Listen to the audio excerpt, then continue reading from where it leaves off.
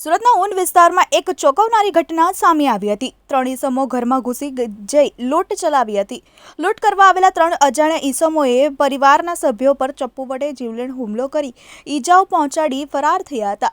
ઘરમાં લૂંટ કરવાના ઈરાદે આવેલા 3 અજાણ્યા વ્યક્તિઓએ રોકડ રકમ, મોબાઈલ ફોન અને કિંમતી વસ્તુઓની લૂંટ કરી ભાગવામાં સફળ થયા હતા।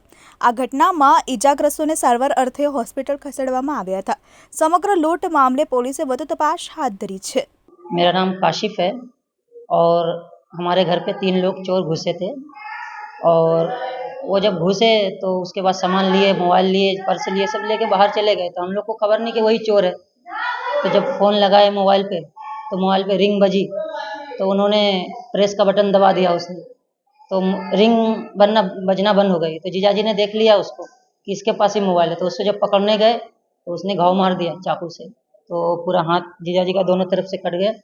फिर मैं जब गया तो घाव लगा मेरे को भी 2 घाव लगे, पूरा सर फाड़ दिया मेरा भी, ये यहाँ से यहाँ तक पूरा कट मार दिया। 3 लोग थे वो लोग। तो जब भागने लगे तो एक को पकड़े तो मोटरसाइकिल गिरी उसकी, तो सब भागे, तीनों भाग गए, मोटरसाइकिल छोड़ के भागे। हमारी मांग यही है कि बस ऐसा कब तक चलता रहेगा गुंडागर्दी? किसी के घर में कोई भी घुस जा रहा, ऐसा थोड़ी चलता है। तो हमारी तो पुलिस से निवेदन यही है कि उस पर कड़ी से कड़ी कार्रवाई की जाए।